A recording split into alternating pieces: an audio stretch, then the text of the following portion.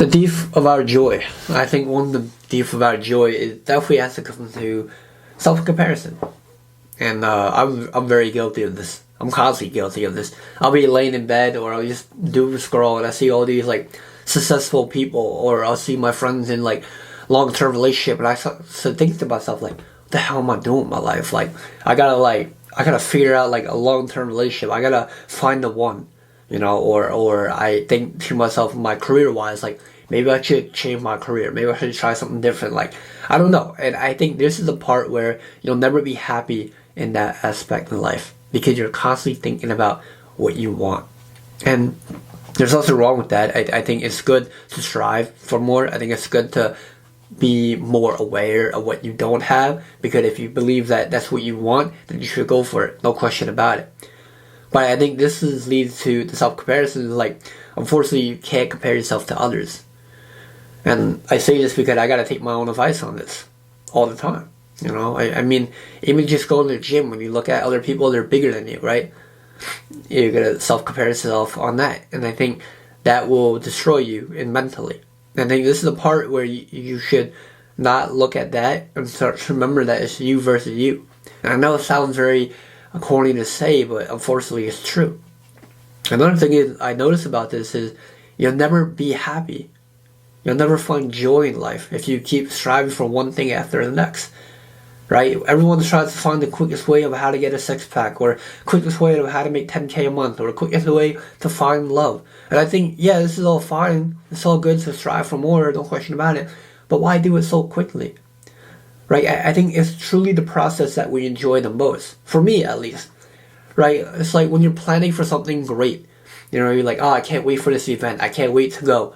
But it's like, it's not really the event that makes it all exciting. That's just like the quick 1 hour that you'll find joy in. It's really just a process and looking forward towards something. And the process of enjoying getting there, but also enjoying the small thing that leads to the bigger thing.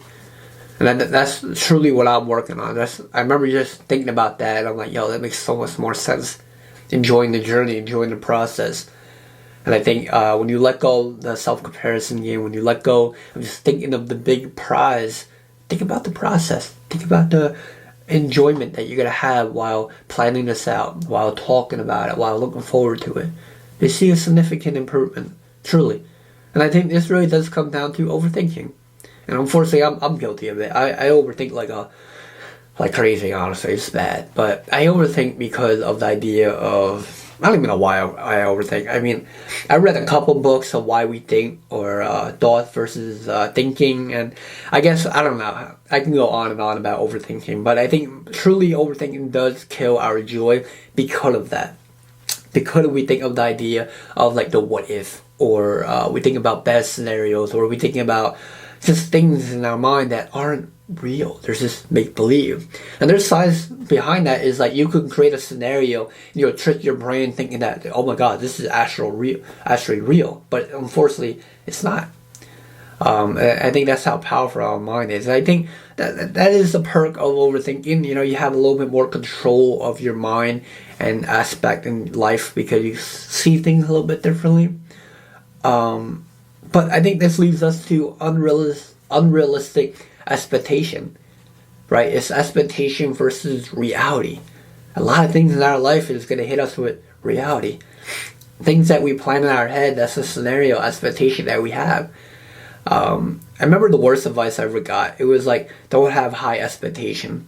And I think I say it's the worst because it's such like a dream killer. But also, it does help a little, because like hope for the best but expect for the worst, for that matter.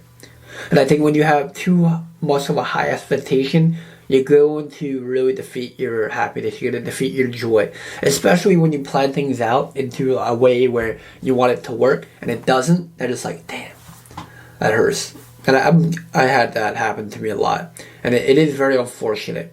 But that is where people say sometimes it's better like that. Sometimes it works better than you can imagine. But that's going to be it for today's video, guys. I'll see you guys in the next one. So have a good one, and peace.